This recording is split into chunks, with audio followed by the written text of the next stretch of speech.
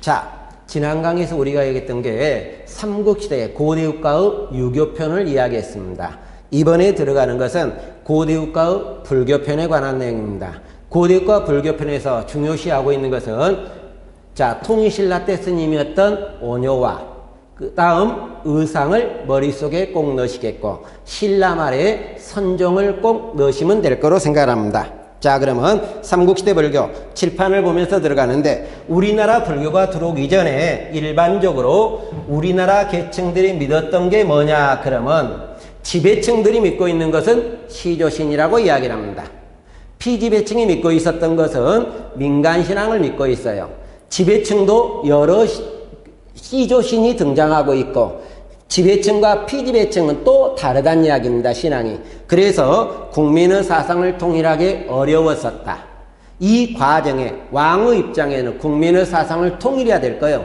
그러다 보니까 인도에서 만들어졌던 종교가 중국을 넘어왔고 그 종교가 다시 우리나라로 들어오게 되는데 이 종교였던 불교를 통해서 결과는 왕권을 강화하려고 노력했다. 이렇게 나오는데 그러면 이 불교가 우리나라에 전래된 시기는 언제 정도가 등장하느냐? 일반적으로 4세기 정도로 하는데 교재상으로 보니까 중앙집권 국가체제 확립과 지방세력의 통합에 노력하던 시기, 이게 4세기예요. 근데 이것을 다른 말로 고대국가 정비기락에도 관계는 없습니다. 이러면서 우리가 등장하는데 그러면 각 나라의 불교 들어온 과정을 잠깐 이야기하면 고구려라든가 백제라든가 신라의 불교가 들어오게 되는데 고구려와 백제는 불교가 어느 쪽에서 들어오냐면 중국 쪽에서 들어오는 게 일반적입니다. 근데 신라는 어디 쪽에서 들어오냐? 고구려에서 들어온 게 일반화되어 있습니다. 자, 그러면 불교 들어오는 내용을 보면 고구려는 자, 중국이었던 전진에서 들어와요. 순도란 분이 들어오게 되는데, 가지고 들어오게 되는데, 이 당시 왕이 어느 왕이었느냐? 소수리왕이었어요. 연도적으로는 372년. 들어오자마자 바로 공인되기 시작을 합니다. 백제는 동진에서 들어오게 됩니다. 외교 관계를 맺고 있는 동진. 이때 왕은 침류왕입니다. 마라난타가 가지고 들어오는데 들어오자마자 바로 공인이다. 372년에 들어왔던 고구려와 384년에 들어왔던 신라, 백제라고 이야기를 하는데 신라는 불교가 어디서든 고구려에서 들어온다 그랬죠. 그래서 고구려에서 들어오게 되는데 가지고 들어온 사람은 묵호자라고 이야기를 합니다. 근데 이 사람이 어디에 제일로 처음에 전하느냐? 경북 선산에 전해요. 수도가 아니었다는 이야기예요. 이때 왕은 어느 왕이었느냐? 눌지왕이라고 이야기를 합니다. 근데 연도가 두 개로 나와 있어요. 하나는 457년, 또 하나는 420이라고 이야기를 합니다. 그런데 우리가 일반적으로 457년은 구급적인 면에서 이야기를 하는 거고 420은 7급적인 면에서 이야기를 합니다. 그러다 보니까 뭐 5세기 중엽 이런 식이 거의 일반적으로 사용하고 있다. 이렇게 보시면 되는데 이것은 이 당시에는 아직 불교가 공인이 되지 않았습니다. 왜 공인이 되냐? 지금 신라의 수도는 경주인데 어디에 들어왔어요? 경북 선산에 들어왔습니다. 그러다 보니까 왕실은 불교가 있는지 없는지도 모른다는 이야기예요, 결론적으로. 그러니까 공인이 어려워지다가 이 공인이 어느 왕 때 공인되냐면 거북왕 때 공인이 되는데 이때 왕실의 처음으로 양나라 사신이었던 원표가 처음으로 전달하게 됩니다.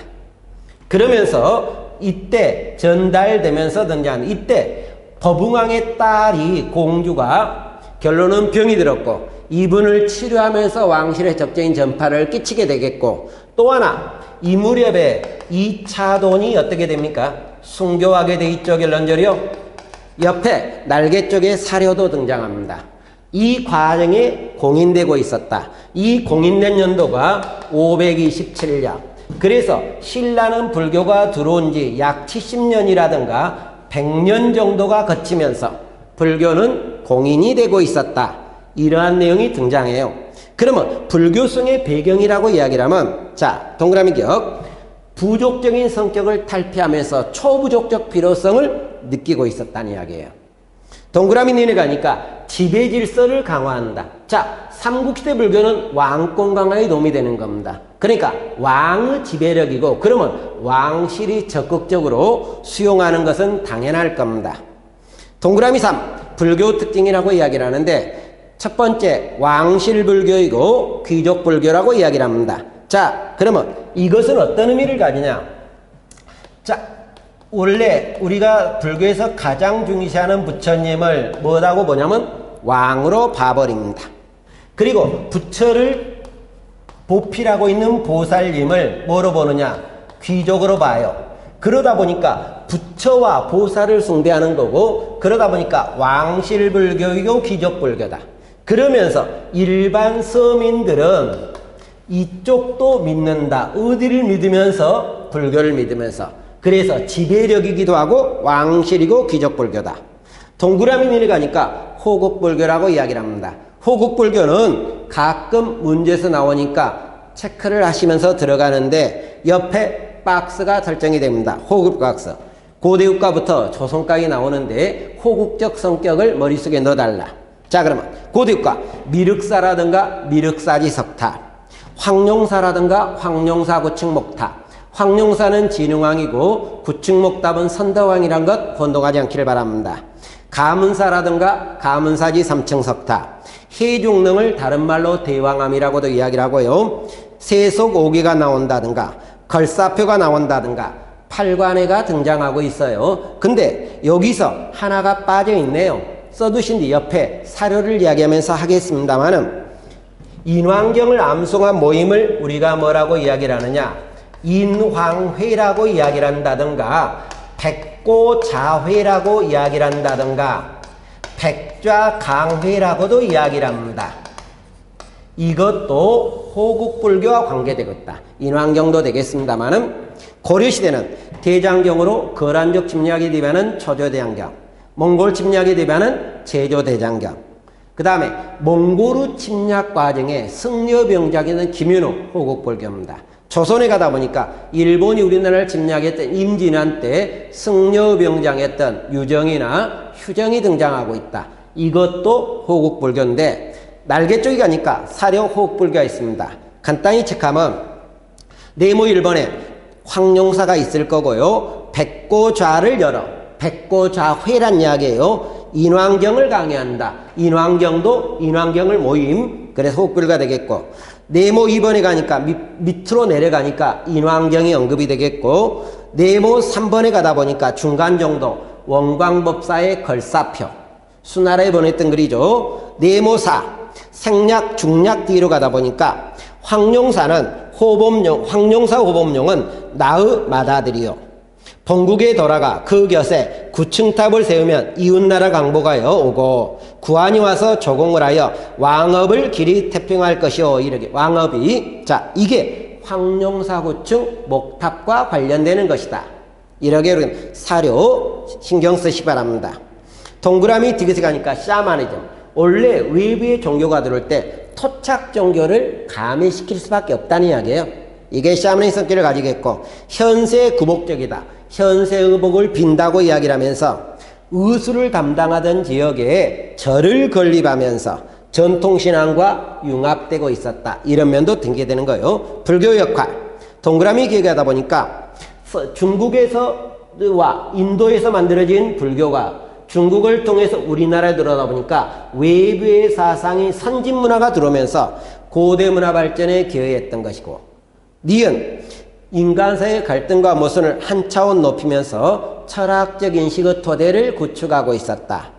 디귿 중앙집권 강화, 왕권 강화. 중앙집권이 결론은 왕권이잖아요. 그래서 우리가 고대국가를 중앙집권적 국가, 왕권국가에도 관계는 없죠. 자, 이렇게 나오겠고, 불교 발전. 자, 그러면 여기 불교 발전하기 위해서 잠깐 고구려 백제 신라 불교 들어온 과정은 잠깐 지우겠습니다. 그러면 삼국시대 불교에 관한 내용과 관계되면서 불교 종파들이 등장하게 되는데, 여기에서 고구려와 백제는 불교를 어떻게 이해했느냐? 사상적으로 이해했다고 이야기를 합니다. 이 말은 불교 교리를 어느 정도 이해하고 들었다. 그런데 비해서 신라는 왕공과 밀착되고 있었다. 이렇게 나오게 됩니다. 사상적인 이해를 못하고 왕공 강화 쪽으로만 기여하고 있었다. 그러는 과정에 업설이나 미륵신앙이 등장하게 됩니다. 그런데 여기 업설은 신분제도라든가 국왕원위를 인정하는 면이 돼버리는 겁니다. 이러면서 우리가 등장하는데, 이때 삼국시대 불교 정파의 가장 중심을 띄는 것은 우리가 계율종이라고 이야기를 합니다. 그 근거는 고구려에서 불교 정파의 중심이 됐던 것은 삼론종이에요. 공을 연구하고 백제에서는 계율을 강조한다고 이야기를 하는데, 교재상으로 쓸 때는 우리가 율종이라고 합니다. 그러나 이게 실질적으로 계율종이거든요. 신라에서 용했던 불교 정파는 계율종입니다. 자장이 개창을 했지만, 그러다 보니까 고구려의 백제가 공통적으로 뭡니까? 계율을 강조하고 있죠.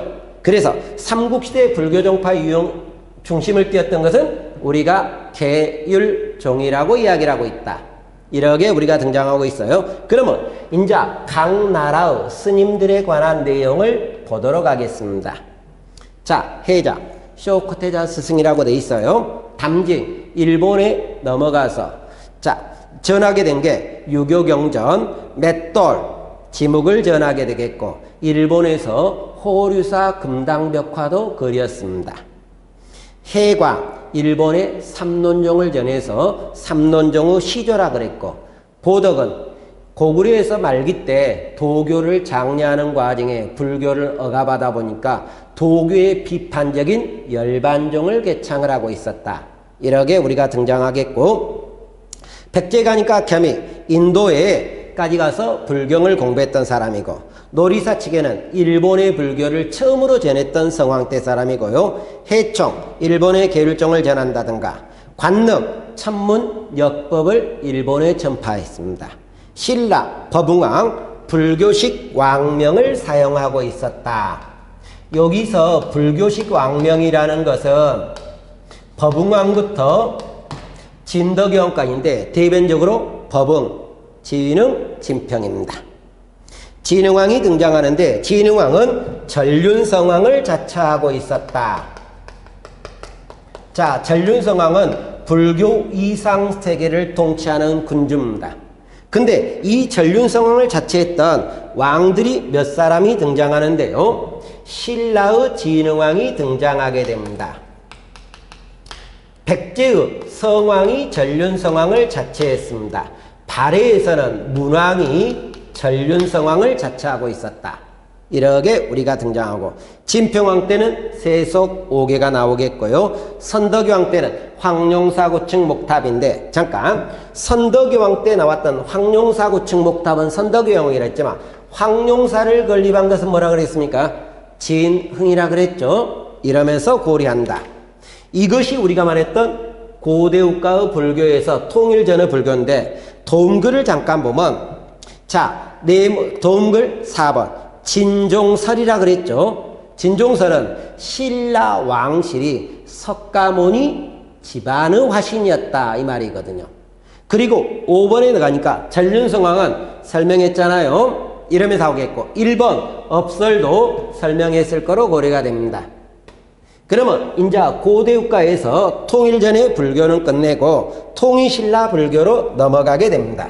그러면 우리가 통일신라 불교라고 이야기를 하는데, 통일신라 불교에서는 가장 중심이 되는 사람이 어떤 사람이냐? 원효라든가 의상을 머릿속에 꼭 넣으셔야 됩니다. 시험 문제에서 이 사람 중심으로 우리가 등장하고 있다. 그러면 통일신라 불교의 특징이 여러분 교재에 2개로 나와 있습니다. 동그라미 1번, 불교 이해기준을 마련하고 있었다. 이 불교 이해기준을 마련한다고 이야기를 하는데, 이 말은 불교를 사상적으로 이해한다.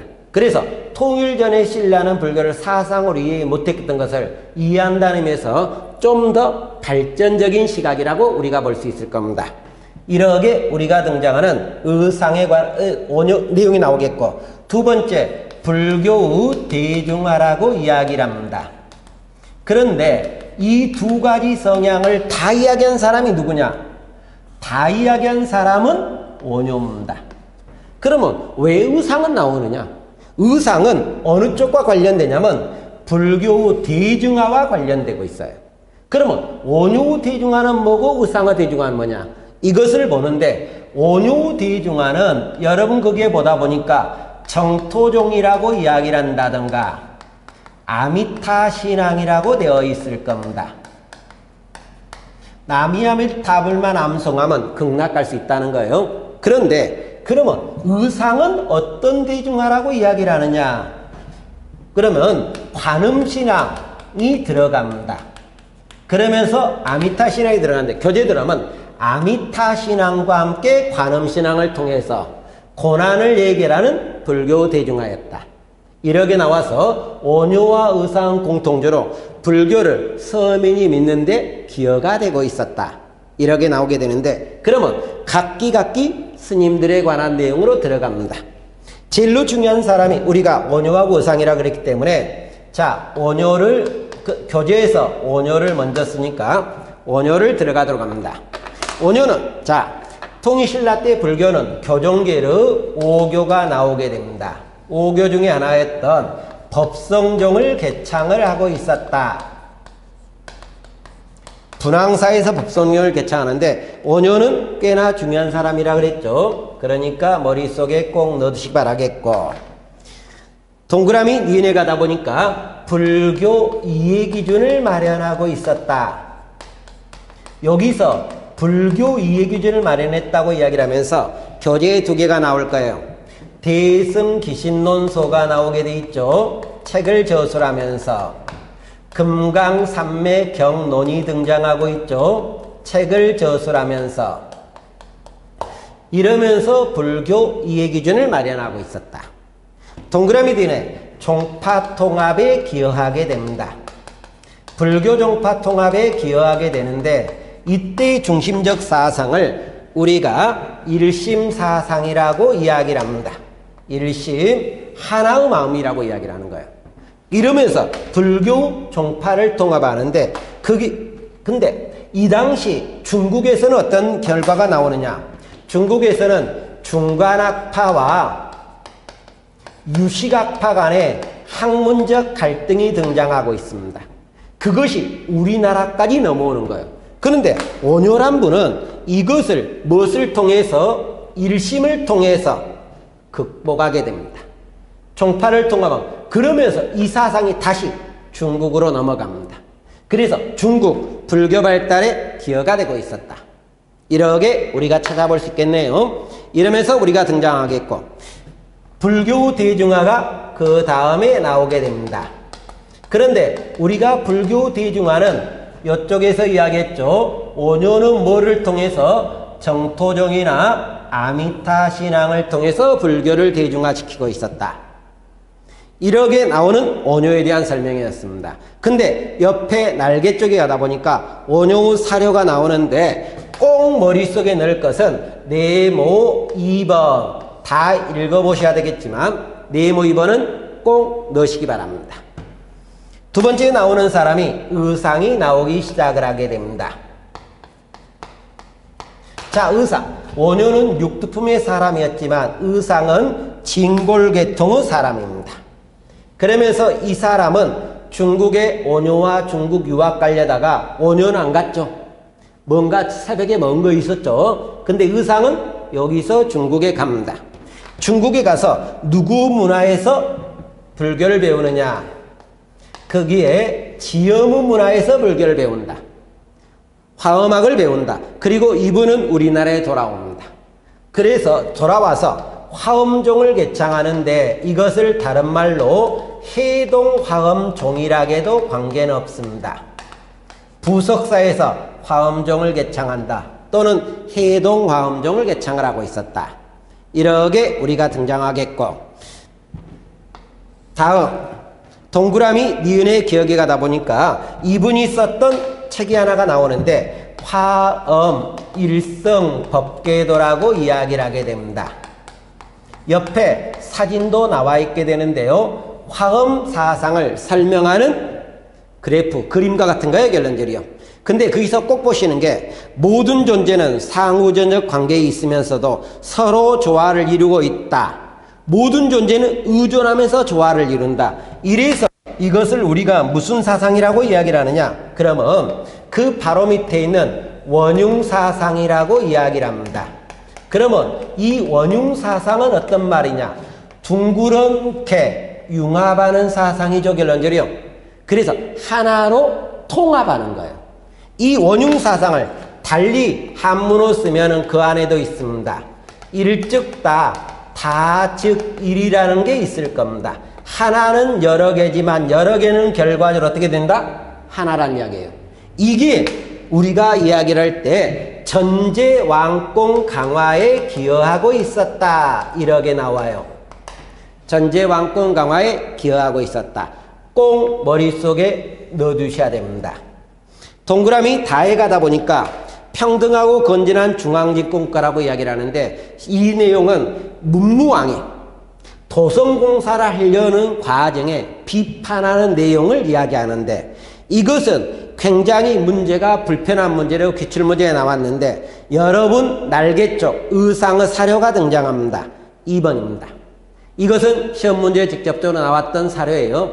그러니까 한 번쯤 확인하시면 될 겁니다. 그러면 의상의 사료에서 1번이라고 하는데 세 번째 줄 정도 가다 보니까 중국에 가서 지엄으로부터 새로운 학풍을 배웠다. 지엄 문화에서 배웠으니까 의상이 되겠죠. 두 줄, 세 줄 건너뜁니다. 부석사를 비롯한 여러 사찰을 건립하고 불교 문화의 폭을 넓혔다. 부석사를 건립했던 건 맞죠? 의상에서 또 1, 2, 3, 4 지문을 낼 때 중요한 지문이 하나가 나오는데 의상은 부석사 등 여러 사찰을 건립하고 있었다. 이런 말이 있고 또는 많은 제자를 배출했다. 의상에서 1, 2, 3, 4 지문이 나올 때 굉장히 매우 자주 나오는 지문입니다. 그러니까 이 지문들은 꼭 머릿속에 넣으시면서 의상이란 말을 신과 관련된다. 이거를 고려하시면 될 거로 생각합니다. 이렇게 나오겠고 동그라미 내려가니까 불교 대중화라고 이야기를 했는데 이쪽에서 이야기를 했습니다. 의상은 불교 대중화와 관계되면서 아미타 신앙과 함께 뭐라 그랬습니까? 관음신앙이라고 그랬죠. 넣어두시면 될 거로 생각합니다. 동그라미 3번 그러면 원효 이야기했죠. 의상 이야기했죠. 인자 원칙이 등장하게 됩니다. 이 원칙이라고 이야기를 하는데 유식론서를 저술하고 있었고 자 티베트 불교에 영향을 끼쳤다고 하는데 자 이분은 누구 밑에서 공부를 하느냐? 현장의 밑에서 공부를 하기 시작을 합니다.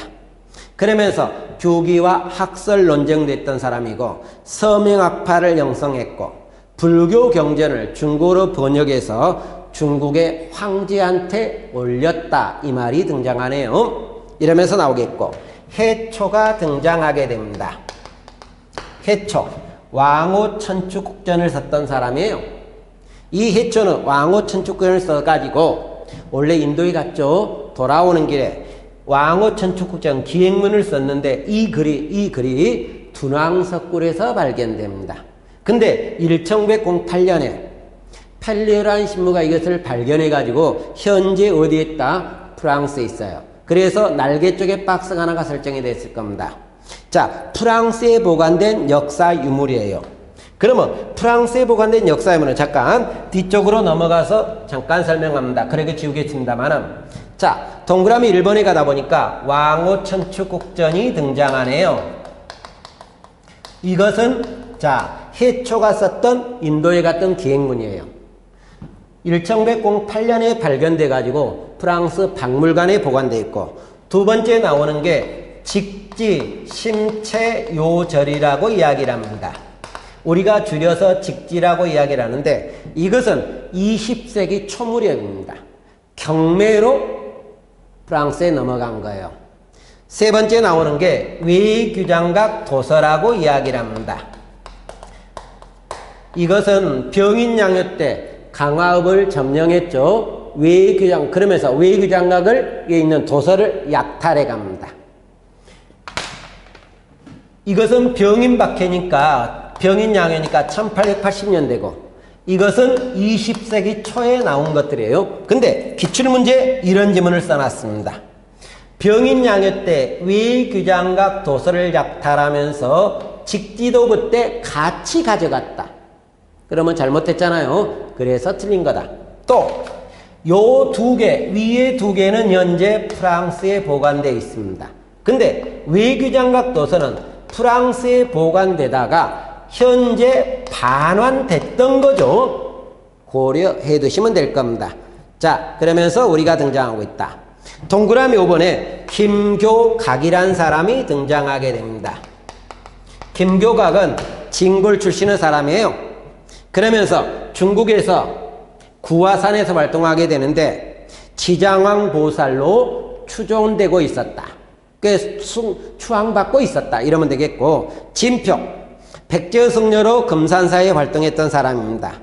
그리고 동그라미 위에 나오는 게 미륵불이 지상세계로 내려와 이상세를 건드린다는 믿음을 가리키게 됩니다. 근데 이 미륵이라는 것을 믿는 사람은 일반적으로 현재 체계에서 좀 배제된 사람들이에요. 기득권에 배제된다든가 먹고 살기 어려웠던 사람과 밀접한 관련을 띠게 됩니다.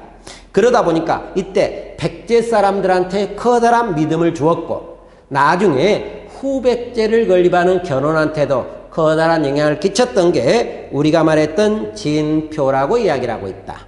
이렇게 우리가 등장하네요. 이것까지가 통일신라 불교입니다. 그러면 뒤로 넘어가면서 신라 말, 신라 하대 불교에 관한 내용으로 언급을 하도록 하겠습니다. 자, 우리가 방금 전까지 이야기했던 게 통일신라 중대입니다. 신라 말이라고 해도 되겠고 신라 하대라고 이야기 듣는데, 신라 말과 신라 하대는 교종계통 후 오교가 유행을 하게 됩니다.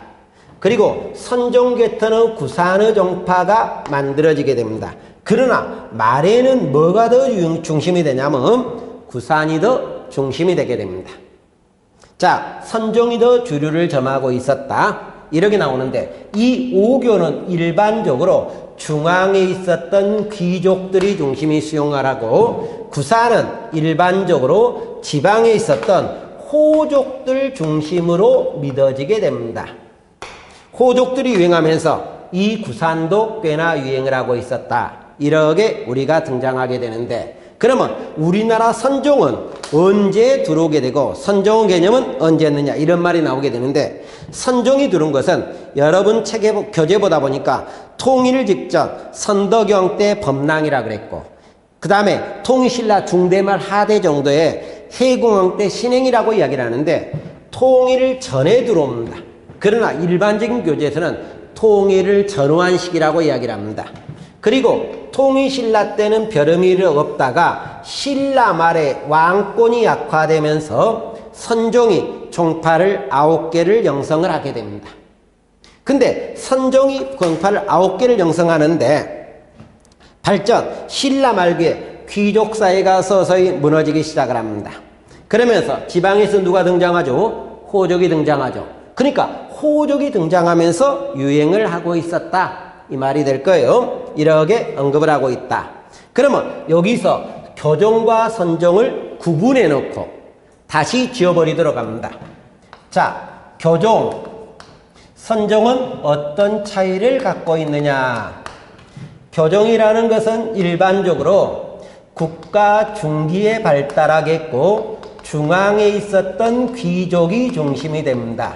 그 중에서도 문신들이 중심이 되고 있어요. 근데 선종은 일반적으로 후기에 발달하겠고 지방 세력을 중심으로 하고 거기서도 무신들이 중심이 됩니다. 호족도 무신이 되겠습니다만은, 그러면서 이 교종이 극락가는 방법에 가장 중심적으로 이야기를 하는 게 불경을 해석을 하게 됩니다. 또는 불교 의식을 중시하게 됩니다. 이러면서 극락가는데, 자, 그러면 불경을 해석한다. 이 말은 어떤 말하고 밀접한 관계를 띠냐? 지식인이어야지 가능하다는 이야기입니다. 불경은 한문으로 되어 있고 철학적으로 해석해야 돼요. 그러니까 지식인은 또 하나 불경이라는 거 다시 이야기를 합니다. 부처님의 말씀이죠. 그러면 기존의 권위를 인정한다, 부정한다? 인정하고 있다는 겁니다. 근데 신라에 보다 보니까 부처님은 결론은 누구다? 왕이죠. 그러니까 왕권과 밀접한 관련을 갖는다. 이러한 것도 등장할 거예요, 결론적으로. 이렇게 나오는 데 비해서 여기 불교의식입니다. 자, 불교 행사를 한다는 이야기예요. 그러면 불교 행사를 한다는 이야기는 결과적으로 불상을 만든다든가 탑을 만들게 될 거예요. 조형미술이 무지하게 발달하고 있었다. 이렇게 우리가 등장하게 됩니다. 그런데 비해서 선종입니다. 선종은 일반적으로 후기에 응했고 지방세력, 무신을 중심으로 한다고 이야기를 했는데, 자, 그런데 여기서 선종은 뭐냐? 불경에서 필요 없어요. 불교식 필요 없어요. 뭐를 중시한다? 좌선이라든가 참선을 중시합니다. 자, 그러면 여기서 봅시다. 불경해석이 필요 없으니까 지식인이 아니어도 가능한다. 기존의 권위를 무시한다. 자, 그러다 보니까 신라 말에 호족들은 기존의 권위를 무시하고 있었죠. 그래서 개혁적인 성향을 가지고 있었고, 이 개혁적인 성향이 호족들과 어느 정도 연관성을 가질 수 있다. 이 말이 등장할 거예요. 왕권과 관련되지 않는다. 그러면 왕권 어떻게 됩니까? 약에도 기여하죠. 불교식 중시하지 않는다 그랬죠. 그러면 조형미술 어떻게 됩니까? 쇠퇴하게 돼 있죠. 그러면 다시, 그러면 불경에 의존하지 않는다는 이야기는 불경을 몰라도 된다는 의미에서 우리가 선종에서는 불임문자란 말이 나오네요. 이 단어 나오면 선종이거든요. 자, 좌선이나 참선, 생각에서 깨우치는 거죠. 이거를 다른 말로 이야기를 하면 견성오도가 등장할 겁니다. 그래서 불임문자나 견성오도가 나올 때는 무조건 선종이라고 보셔도 될 겁니다. 그러면서 호족과 연계하고 있었다. 꽤나 개혁적인 성향을 갖고 있었다.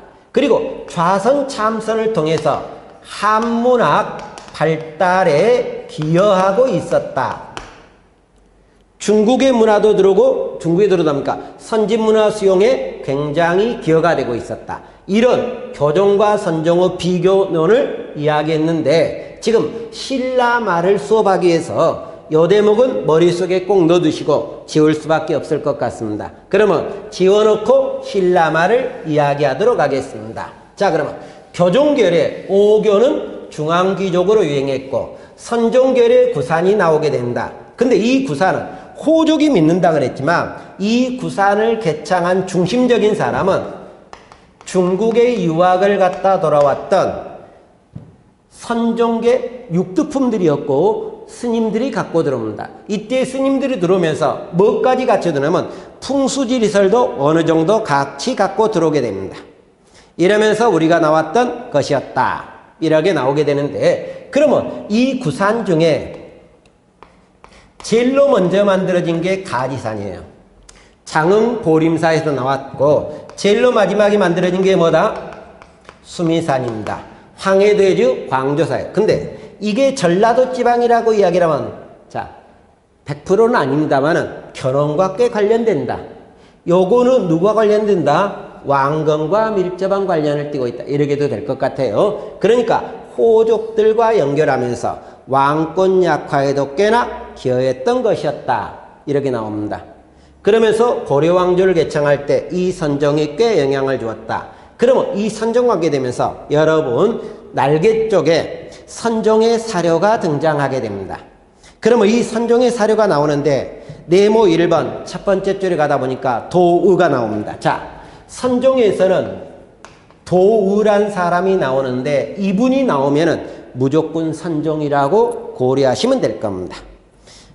네모 2번 날개 쪽에 가면 중간 정도에 갑니다.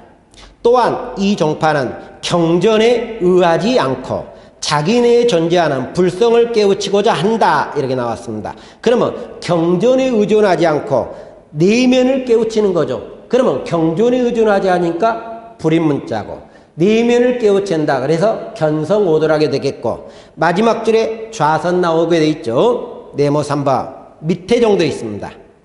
진리를 깨달아 전달함에 글자로서 표현하지 않고 이게 불임문자를 이야기하고 있죠. 바로 마음을 가리킴으로써 본성을 깨달아 부처가 되는다. 견성오도잖아요. 선종을 이야기하는 단어죠. 네모 4번 제일로 마지막 줄에 뭐가 있습니까? 참선이란 말이 있죠. 좌선과 참선은 뭐를 이야기한다? 선종을 이야기하고 있다는 거죠. 이러면서 우리가 나오고 있다. 이렇게 나오겠고 그러면 이 통일신라 때 불교라고 이야기를 했는데 시험 문제 우리가 주류가 되는 것은 고대국가 통일 전의 불교도 가끔씩 문제를 내는 겁니다. 근데 크진 않아요. 문제를 낼 때 불편하게 내는 것이 자 7급 같은 경우는 진종설이라든가 전륜성황 이쪽을 가지고 내는 거고 9급에서는 호국불교 유물을 갖고 내는 게 일반이라고 이야기를 하겠고 그러면 통일신라 때는 7급, 9급 무시합니다. 거의 원효라든가 의상이 중심이 돼요. 그러니까 이 두 분을 꼭 체크하시면 되겠고 신라 말의 불교라고 이야기를 하면 선종 쪽이에요. 조금 전에 선종과 교종을 구분했던 대목 있잖아요. 결론적으로요. 이 대목을 가지고 문제를 내는데 교종보다는 선이 더 일반적이다. 그쪽을 보겠고 그러면 마지막으로 발해불교 잠깐에 끝냅니다. 발해불교. 발해라는 나라는 어느 나라 개승국이라고 이야기를 합니까? 고구려 개승국이죠. 그러니까 통일신라가 전속할 때 발해가 전속하는데 얼마 쓸 것 아니니까 바로 여기다 쓰도록 합시다. 자, 그러면 고구려를 계승했던 발해가 등장하는 거예요. 그러면 그리고 고구려 장수였던 사람이 발해에서 왕이나 귀족이 되다 보니까 고구려에 승했던 불교가 발해에서 그대로 유행을 합니다. 그러는 과정이 나오게 되는 게 자, 발해의 문왕은 전륜성왕을 자처했다. 전륜성왕 세 사람이 있다 그랬잖아요. 문왕이 전륜성왕을 자처했고 가로 2번에 불교가 융성을 한대. 고구려 발해의 귀족들이 불교를 공부하다 보니까 귀족들이 거하는 곳이 어디냐면 당연히 수도잖아요. 그래서 수도권이었던 어디에서 상경에서 많은 절이 나오고 있고 불상이 나오고 있고 정인과 정설한 승려분도 등장하고 있다. 여기까지가 이번 강에서 이야기했던 불교편입니다. 오늘 이번 강 수고하셨습니다.